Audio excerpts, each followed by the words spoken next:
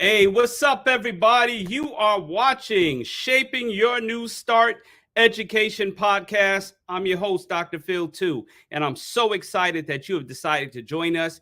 This is a podcast where we talk everything and anything education. We want to make an impact on the educational world, from students to teachers to principals to administration. We want to make sure that people grow in their purpose through education. And we have some powerful guests. But before we bring this powerful guest on, check it out, everybody. I need you to share this video. I need you to go to our YouTube page, Shaping Your New Start Education Podcast. Go to our YouTube channel and like, share, and subscribe. Like, share, and subscribe. We also are on Facebook, so you can go to our Facebook page, Shaping Your New Start. We want to make sure that people know it's okay to start over. And I don't care what happened in the past, it's okay to start over. As a matter of fact, we have some sponsors here today. This is Reading Week, everybody. Reading Week across America, especially tomorrow. And I will be reading this book right here. I'll be reading this book tomorrow to kids. We Need More Clouds, okay? That is by, yes, my wife, Lynette S. Wesley, okay? We Need More Clouds is about blended families, okay? And let me tell you, it's a powerful book. If you have not gotten this book, you need to get it right now. All you need to do is go to weneedmoreclouds.com. weneedmoreclouds.com. And I guarantee there will be something powerful you'll receive from this book. Make sure you share it with somebody. Make sure you share this information, and read it to your kids. You can even download the Kindle version if you need it for tomorrow. You can download the Kindle version and also read it. And then our next sponsor is yours truly. All right. We want you to go to the website and we want you to download 6 ways to shape your new start. That is me, drphil2.com/ebook. And you can download this book. Just register. It's free. It's free. It's free. I just want to make an impact in your life and give you some guidance, give you some tips on how you can shape your new start. This is a powerful free resource that is definitely worthy of getting paid for. But I want to make sure that you get the impact. I want to make sure that this goes into your library, your digital library, and check it out. Download it. All right. 6 ways to shape your new start. So listen, everybody, we got a powerful guest, and I'm excited. I am super excited. Once again, we'd love for you to share this video out. So after this introduction, come check us out.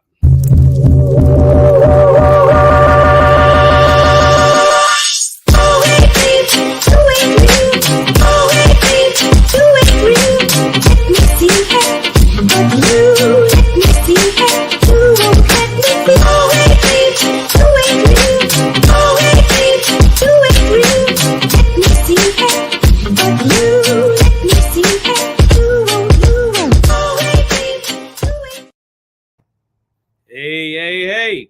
All right, what's going on? We've got a special guest, powerful guest, Dr. George E. Jackson. Listen, educational consultant, super educator. The bio is in this link, and you can read all about it. I am very excited to have you on, Doctor. Welcome to our program. Oh, Dr. Phil, thank you. And you get me all amped up when I'm hearing beats and bass lines to get it started. You know, the hip hop fiend in me is coming out as well. Yes, I'm an educator, but also a former hip hop addict. But nonetheless, yes, I'm here to talk education, and I'm excited to be here. Thank you for having me on. Oh, absolutely, absolutely. So we definitely dipped into hip hop before we got on here, and we can talk for days on that. We can talk stories, backstories, but that'll be after the podcast. We're here to talk about diversity, equity, and also inclusion. So we're Yes. here to talk about this subject, and um, you know we're just in a crazy time in this world, wars and rumors of wars, right? Right. Right. And even in the midst of wars, people have found a way to be racist. You're getting bombed, and you're still finding a way to not include visitors in your home and make sure that it's just crazy. And I realize, listen, you could run away from a bomb, but you cannot run away from purpose. Yeah. And Yeah. that purpose is going to catch up to you at some point. But so we're seeing this stuff not only in America, we're seeing this all around the world, and Truly. it's getting toxic out there. But we want to help educational systems really build on diversity, equity, and inclusion. How important is this subject? Oh my. I mean, it's so critical. Quite honestly, if you think about it, it's interesting how education normally follows what's happening in big business and in private industry, right? More often than not, the most successful businesses and the like, these different models, people replicate them. They try to replicate them, at least in schools. And so I think the same with DEI. You asked why it's so important. I think it's very important because, you know, people need to, one, have knowledge of self, right? That's critical. And when we talk about solutions, that's going to be one of them, right? But they also need to know and understand who other people are. And we'll probably talk about a framework also for culturally relevant teaching, Yeah. right? And so, so that's why it's so critical, is that I think once we understand each other, right, we can communicate with each other, we can connect with each other. I think a lot of that racism and its effects and the likes could be mitigated. And I know it sounds like pie in the sky, but really, if we could embrace diversity for what it is, right? I think that, we would really, I think even outcomes in schools would change, right? I think drastically. So yeah, to me, diversity is critical. It's important because, again, I like to, again, it's great to know more about myself, but also to understand more about each other. Absolutely. And when you grow up in a certain type of neighborhood, Right, you're kind of used to diversity. I was talking to somebody that was from a different country and came in and was like culture shocked, right, because in his country everybody looked the same.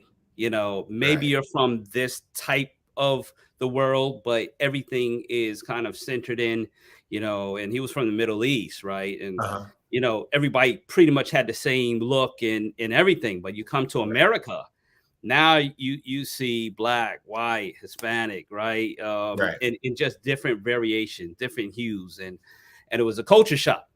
right, And right, the only time they saw it was on TV.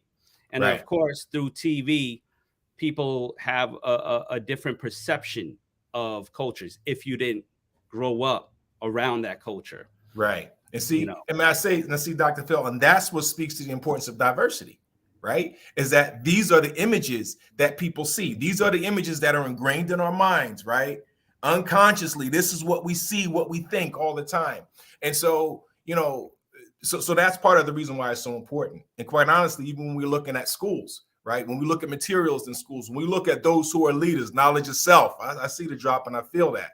So in any case, when we look at the materials and the like in schools, when we look at the makeup of schools, I mean, you think about it, over 80% of teachers, right, in our country are white. I have nothing against my white brothers and sisters. That's not what this is about. The point is that here again, when we see, authorities, right, in education as being Yeah, white, and we don't see that diversity there again, we miss out. Like your friend who was from another country, right? Because yeah, there are these views that they get. I would imagine when he watches television or when he watched television, what right. you see in America doesn't always do us justice. Yeah, and in some countries, it is illegal to watch American television. Oh, okay. Okay. So when they're watching stuff, it's like contraband, and it's it's that type of stuff. Watching a video, But people are still catching it. And that's why you're having a change in society, even overseas, Right. because of the culture, because of the concept of diversity. Right. We just finishing Black History Month. We talk about Malcolm X and his knowledge of diversity. Right. When he goes over to Mecca Right. and finds that the message is more diverse than he was taught. Exactly. Yeah. Exactly. Exactly. I And love that tie-in. Yes. yeah. My family has done ancestry.com. Okay. So I'm sure if a lot of people did that, went and looked back at their roots, they will find diversity Right. more than you might think, okay, my family from the South. But you go and look, there's Right. another, finding you're going to have. I found out my great grandpappy moved from Jamaica to Honduras, right? Wow. And Wow. so I went, and now I realize, okay, I got the Jamaican flavor, but I got my Latino flavor, but then I look, I got Irish, I got Scottish, I've got English, because Right. he met an English woman, a white English woman, married her, right? And he didn't really have a last name. So when they had a son, he took on the name Wesley. All right. And that's where, I'm like, why don't we have a Spanish name? We in a Spanish island. Right. But, so look back at your history and you'll find diversity right there. Right. And see, I love when you mention that, because and this ties into school when we talk about diversity. You started again with that knowledge of self. Yeah. When you know and understand that, one, there's also this pride, man. I'm gonna share with you a little my story is, I got to tell you, I didn't really gain a lot of knowledge of self until I got into went to college. I went to college in New Jersey, Newark, New Jersey, NJIT. Shout out to NJIT. That's what's up. And the Brick City. And so in any case, it's there when I started to understand that in my family that there were West Indian roots. I didn't know that. And then come to find out, and I'm going to say, like, Dr. Phil, I'd say about 10 to 12 years ago is when I just found this out, that my family on my maternal grandfather's side came over here on Ellis Island. Wow. I didn't know Black folk came here on Ellis Island. So do you see where, what I was taught in school, that was never even, the only place that Black folk came over was on slave ships. That was my understanding. Or those who were in the refugee boats who they kept trying to make them go back to Haiti, right? And so, so in between those times, I had no knowledge of that. And so here again, right, understanding that may have perhaps given me a different outlook, right, on who I am. Right. And so there again, that's why I think it's so important in schools. And, we can talk about, and I'm going to just talk about it a little bit now, is that's why it's important for our children to know and understand that. As a consultant, I have the privilege, the opportunity to be able to work with schools in different settings. And it's awesome, man, when I'm able to, share my story. I'm able to, implore our colleagues, our fellow educators, to really start digging deeper, right, and expanding their networks so they can interact with people from different backgrounds. And when I share that story about Ellis Island, everybody's shocked, because again, that's not something that we're taught, man. And so there again, that's the importance, I think, of diversity, is making sure that everybody's story is told, and it only enriches our experiences, Yeah. How do we really strengthen in our school system, especially in the South, where they're fighting against CRT, and then kind of a lot of people don't even know the true definition of critical race theory, right? So you try to celebrate Black history, and they'll be like, "Oh, that's critical race theory." No, that's not. Right. So how do we help strengthen the theory of diversity? Because nobody cares if we talk about the wars of the Vikings and the Ostrogoths and the French Revolution, right? We don't care. But when it comes to certain other issues, now we don't want to talk about what happened in the past. So how do we really strengthen that in school systems? Right, right. Well, I think part of it, I love when we began this session, I saw the sponsors, right? Your author and your wife, she's an author, a children's book author. Shout out to her. I love what the illustrations look like, so I can't wait to get into that actual text, right? So I'll be looking for that myself. But in any case, I think that's one of the ways to start is through literacy. There's this book called Cultivating Genius by Dr. Goldie Muhammad. It's over there somewhere, but let me just talk to you about it right now so you can still see my face on the screen. And basically what she talks about is literary societies in the Black community. And quite honestly, I think a lot of that is what has to happen, right? And so the way we start, in my view, is, we start building those libraries in the classrooms. You follow what I'm saying? We start, seeking work like your wife's work and others. And again, this is to enrich all of our children's experiences. You know what I'm saying? And I think, don't get me wrong, at times what's also happening now is they're banning like just simple kids books. I mean, it's like crazy stuff. But in any case, I believe that that's one way to still continue to keep this thing going, is literacy is so critical. And so, yes, that needs to happen at schools. But when we talk about knowledge of self, right, a lot of that also, you and I, we were talking about purpose earlier, right? Yeah. And we were talking about those of us who have our roles in helping people, helping our younger people, and quite honestly, even our brothers and sisters who may be our peers, in finding purpose. And shout out to you for your book, because that's where you're going with it, right? But in any case, I think that from a literary standpoint, that's important for us to be able to, engage in the work, work meaning literary works and books or whatever, and have them available, and to be having those conversations. And what happens is while they're in schools, kids get to experience these different types of books. I think what also happens is we cheat our children who are in the majority. We cheat. I'm sorry. In the American majority, which will soon change. But we cheat our white children. I'm just going to put it out there. Because what happens is if we shield them from different experiences, you know what I'm saying? Then there are certain things that they may not yet be able to empathize with. And it doesn't go for all people, but I'm just saying those who don't have the opportunity to interact or benefit from diversity. So that's why I feel it's so important that we prioritize it. Because if we don't, and mind you, it has to go deeper than diversity, and we'll get to that in a minute. But if we don't, what happens is we continue to have these monolithic experiences, right? Where, again, there are certain realities that some of us are living every day and others of us not having any clue, which is why we ascribe to the fallacy of critical race theory.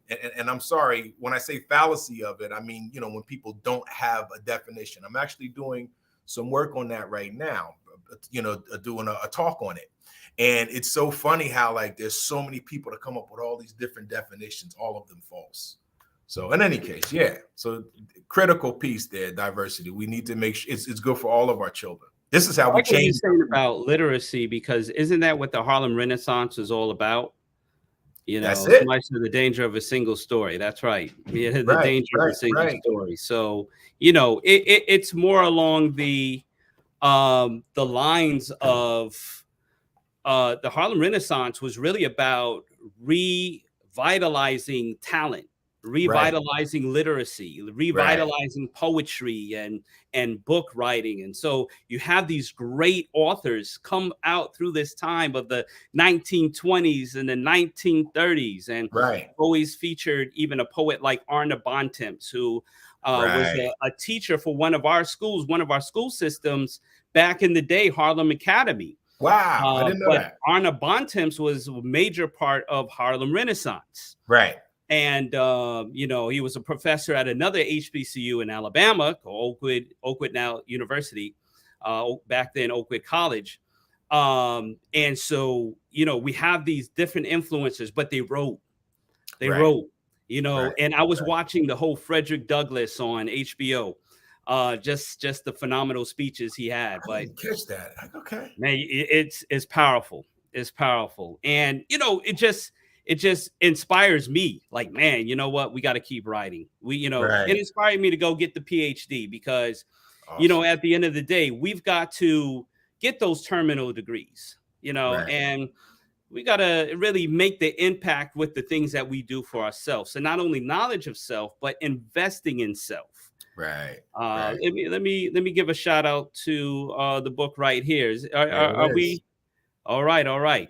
A couple of There years it ago, is. picture, but that's the book, Cultivating Genius. Okay. Yes. So yeah.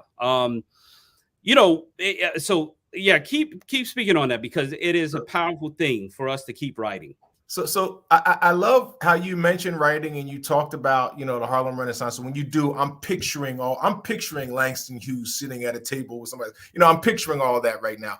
And so it's interesting, right? I didn't have the experience to learn about that in high school either.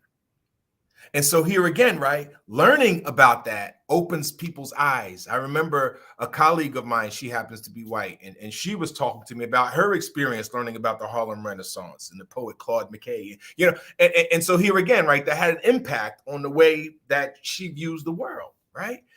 And so when I hear that, and then you show me the Goldie Muhammad book, so I got to go there. There's this concept of called textual lineages, right? And she got that from a brother, Alfred Tatum, and he's a researcher that does work on, you know, African American boys and reading, right?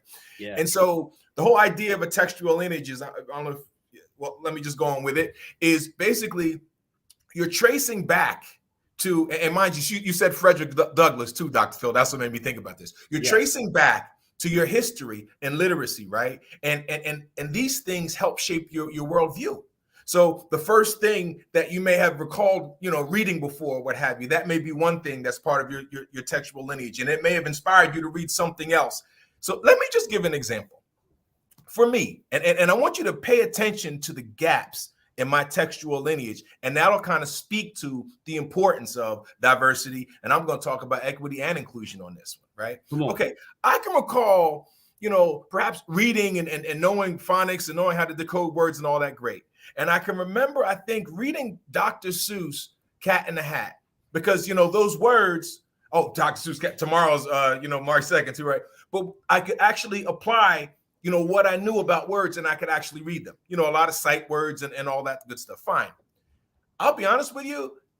Since then, the only book I could connect to was what was it? The Outsiders by S.E. Hinton.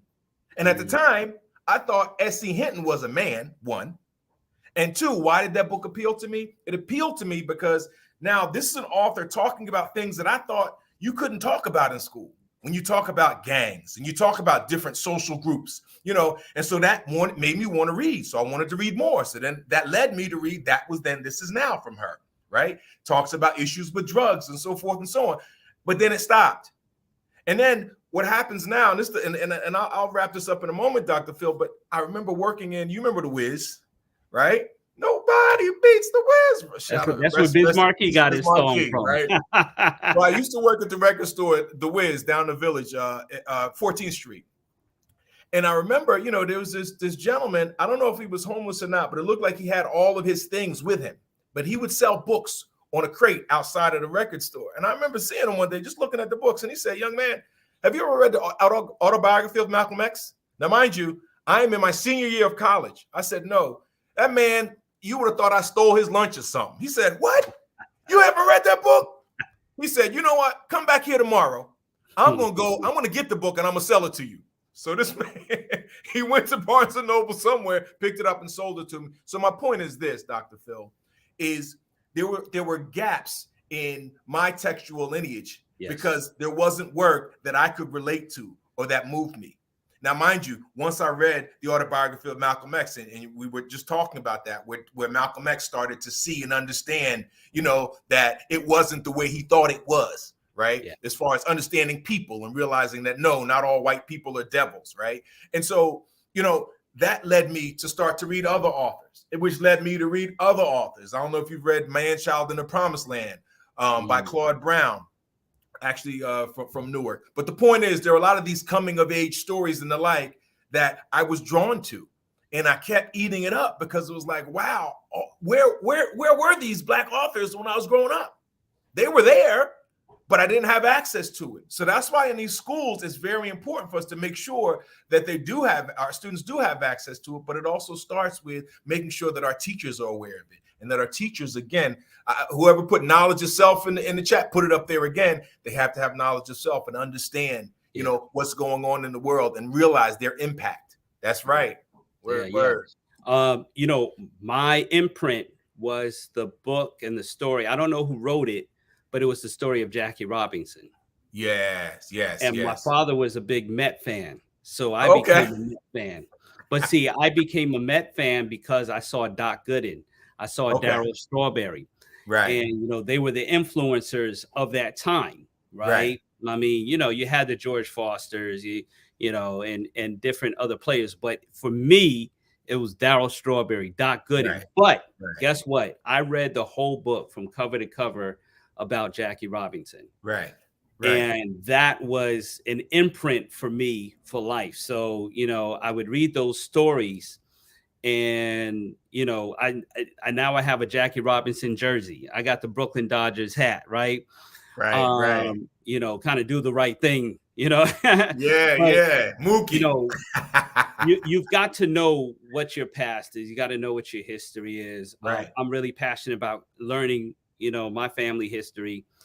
In addition to just reading historical context, you can read the Bible and find historical context. You can read books and find historical context. So, and I tell my kids all the time, listen, when you go to history class, I want you to pick up certain nuggets. I went to a history class, one of my schools, and I was like, oh, what are you reading about? They were like, Egypt. I was like, okay, so then that you come from kings and queens. Right. Well, I know that, Egypt is part of Africa. Yes, it is. Right. And you come from kings and queens. So know that you are worthy of royalty. Know that you are worthy of success. And I find that through all of this inclusion, like, you are included in the elite.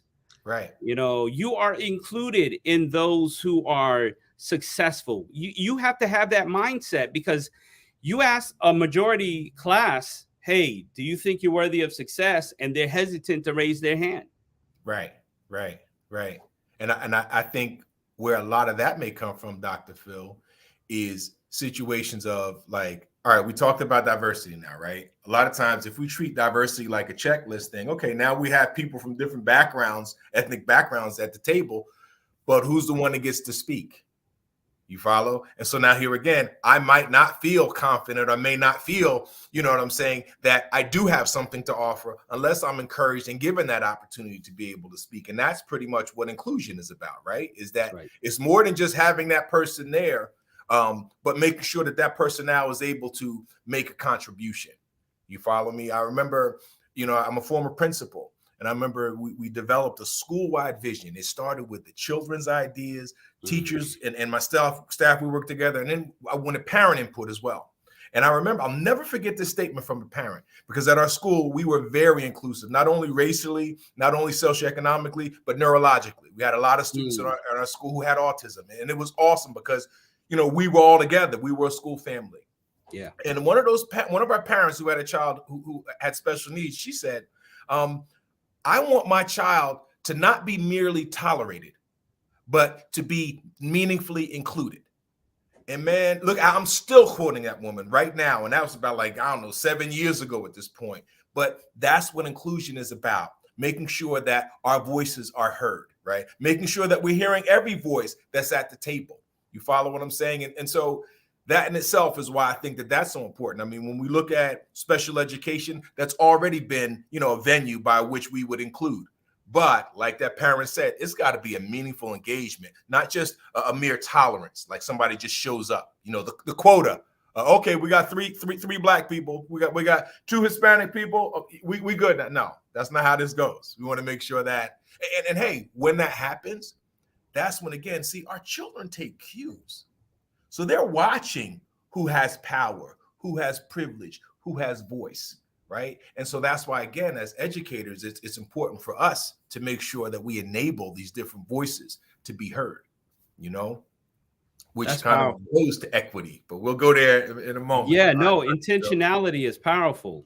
Intentionality is powerful, and if you're intentional on diversity, um, I even talk to my schools about where you market. You know, maybe you have to go a little bit outside of your market and you know, see who else you can bring in as a part of this great product. You know, Right. so you know, it's all about being intentional. Right. And when you're intentional in the diversity, and you can teach all history. Like I just took a trip. We took a vacation trip to Belize, right? Oh, wow. And so you go to Belize and you learn about Garifuna, Okay. right? And you learn it's connected back to St. Vincent, to Honduras, to Rotan, Wow. and then you learn that it's connected with Belize and is a big Garifuna culture. But then you have the Mayas culture, right? Okay. So the I'm Mayas taking notes here, Doc. is the beginning of the Mexican culture, right? So Right. when I was doing my doctoral degree in Mexico, right, Okay. we would go visit the museums and learn about that culture. And I live in Maryland, so I can go to the Smithsonian, right, and I go to Indian Museum, right, and I see how diverse we are in the Native American community. Right. And you know, you see how included we are there. And so when you, and I try to expose my kids to these things as well, take them to the Right. museum. So if you want to start, you start at home and take your kids to these museums, let them see the full history, Right. not just one single story, but let them see the full history. Right. Target where they're included in the history, target where they're included, show where they are included in the history. When they can see themselves in the biggest historical, of course, we always talk, I went to the British Museum, Wow. and you know, you can see different things. And of course, the nose is always cut off when it comes Right. to Egypt, right? Right. And we Right. teach our kids why the nose is cut off. We remind them why the Right. nose is cut off, right? Because they have to see themselves in history. They have to, they got to go beyond the TV screen.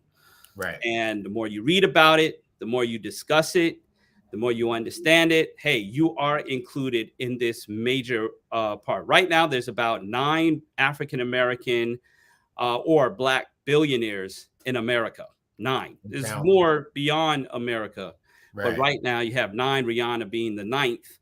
And you probably have some more that are coming up because some of them have learned different business. But we're saying, listen, we're included in the 1% too.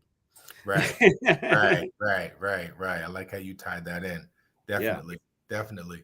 You Yeah. know, So the one area that I didn't, well, we didn't touch on, or I guess didn't go dig ahead. so deep into, is equity, right? Yes. That's making sure that everybody gets what they need so that they can succeed, right? And a lot of times when we do this work in education, right, when we do these trainings and stuff, we talk about how like equity is not the same as being equal, right? I mean, I'm wearing glasses because I need glasses, right? If you don't need glasses, then we don't have to give you glasses. Maybe you need something else, right? Yes. But the bottom line is making sure that every student gets what they need so that they can succeed. And one of the tie-ins for me when I look at equity and when I look at the issues of diversity and inclusion is we have a need for belonging.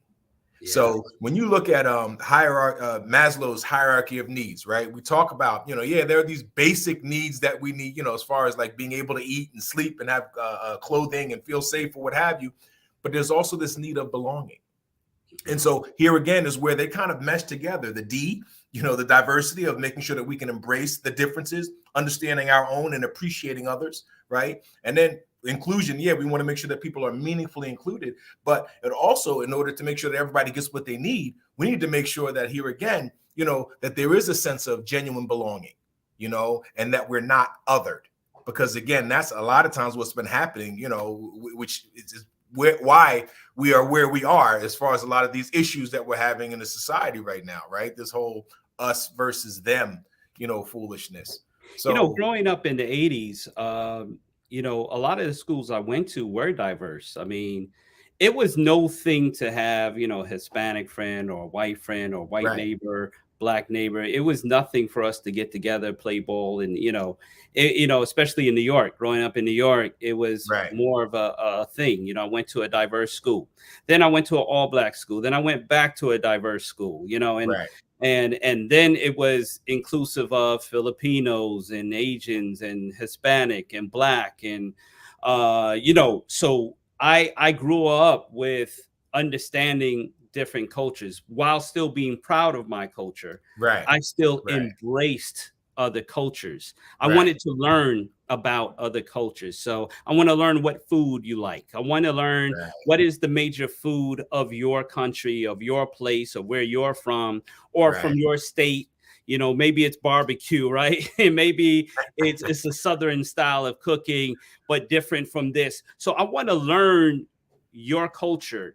And if you're intentional on learning and you're asking the right questions, you're not being racial or stereotypical, but you're asking the right questions. So some of the questions like, hey, what food does, what food did you grow up on?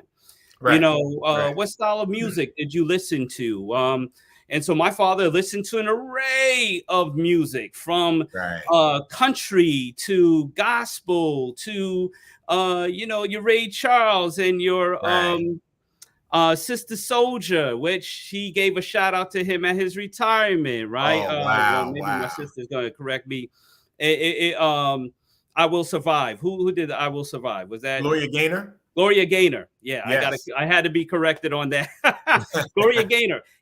We contacted her somehow. She gave a shout out to my dad at his retirement. Wow. Made a video shout. I gotta post that somewhere. But Wow. I just grew up with a diverse type of ear, Right. and eyes. Right. And so, we learn to appreciate each other and you Right. become intentional on that, then you can have effective conversation. Right. And see, and that privilege that you had, not everybody had that privilege. Yes. You follow? And that's why I think as educators, it's important for us to privilege our students with what you just talked about, Yes. Dr. Phil. And that's why, if I summarize it, I'm making the equilateral triangle there, Yes. right? And Gloria Ladson Billings, she has this framework for culturally responsive teaching, right? Because some have conflated and said, oh, yeah, critical race theory is culturally responsive teaching and it's DEI. Like, no. So Gloria Ladson Billings' framework for culturally responsive teaching is three-pronged, equilateral triangle, right? Each angle has same measure, right? Yeah. All the sides are congruent. So the three prongs are making sure that students are learning, right? Student achievement, student learning is critical. But she's also saying, make sure that students are critically conscious. So we want to make sure that our students are aware of what's happening in the world, right?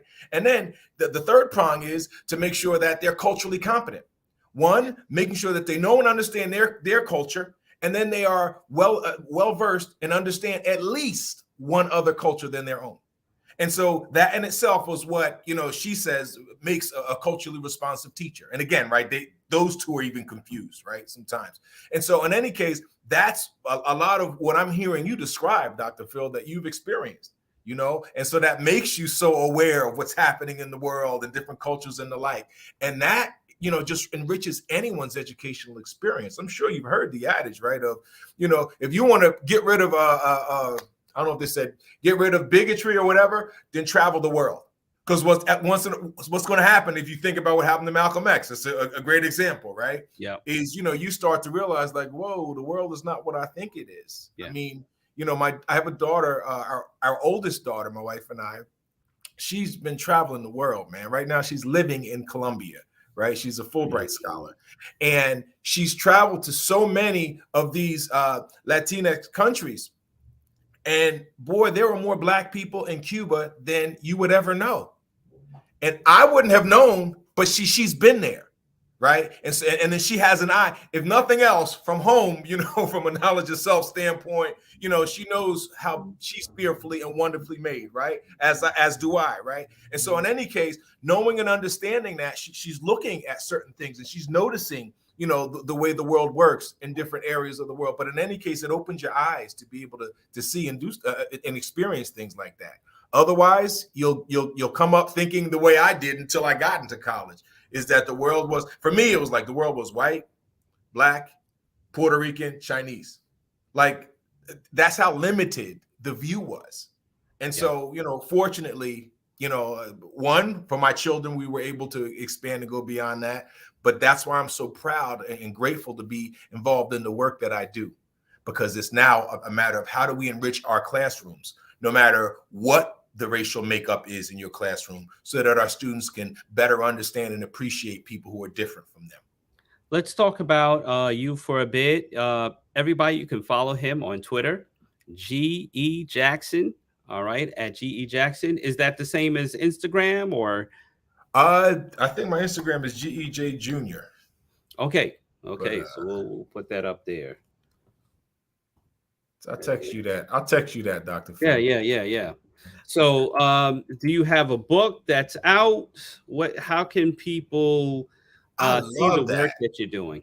Right now, I'm fortunate that, I've contributed, I've co-authored chapters that are in academic books for right now. And so, man, you know what? Maybe I can give you those titles, Dr. Phil, and then you can kind of see those and put them up. I'm a contributor to 2 books. One is on a global literacy book. Another is about race and mentoring. So it's like the connection between researchers and educators who are in the classroom. Global literacy, there it is. And the piece that and this is one, a shout out to my man, Dr. Adam Alvarez at Rutgers University. He's actually the one that pushed me. And this particular chapter I'm very proud of, because it speaks to a little bit of what my story is, kind of a little bit of what I shared with you, and part of what led me to have this passion for making sure that in schools, that we help students to know who they are and help students to understand and develop positive views on people who are different from them. My consulting group, it's Logos Consulting, and you can reach me at george@logosconsultfirm.com. But in any case, yeah, man, that's me. That's what I got. That's what I got going on right George now. at logosconsultfirm.com. Okay. All right. Yeah. So everybody, we want you to reach out to him. All right. We're going to add his Instagram, _junior. Here we go. So you want to follow him as well on Instagram. Check out what he's doing. Look out. I'm sure you'll be working on a book soon. So I can't wait to see what else you put into the atmosphere. All right, everybody. So, make sure you can reach out to him. You want him to speak for any event that you might have on diversity, equity, and inclusion. Okay. You want to reach out to George E. Jackson. Okay. Thank you so much, everybody, for tuning in. This has been a wonderful, enlightening conversation. This is, of course, you can listen to us on our podcast on Spotify, on Google Play, on Apple Podcasts. You'll be able to listen to this. We'd love for you to like, share, and subscribe. Go to our YouTube page, Shaping Your New Start. Follow me, Dr. Phil 2, Dr. Phil _2 on Instagram and also on Twitter. Thank you so much, Dr. Jackson, for being a part of this podcast. You've brought so much value to it. And we thank every guest. We thank our sponsors. Those we've included in the sponsorship. Okay, we're going to make sure we check out Goldie Muhammad. All right, we're going to make sure we check out Cultivating Genius. And we're gonna make sure. Listen, we got some reading to do this week, so you're gonna make sure you do. We need more clouds. We need more clouds. And download your free book, 6 Ways to Shape Your New Start. Dr. Phil 2. So you can check that out on my website, drphil2.com. We'd love for you to be a part of what's going on. Once again, we appreciate everything that you're doing for our society and just bringing that positive energy. Well, likewise, Dr. Phil, I truly appreciate, man, the opportunity to be able to chop it up with you. And the work you're doing is so critical and important, in so many ways. And again, if we go back just from the literacy standpoint, I get geeked up on that. All right. But, when I see that work, I think that's very important. Again, your voice is so important. And what I appreciate about your voice is that you are helping, people to see and understand what their purpose is. So critical. So critical. Wow. So thank you so much. Man, thank you. Stay on for just a bit. Thank you, everybody. This is Shaping Your New Start Education Podcast, where we talk anything and everything education. Until then, keep shaping your new start.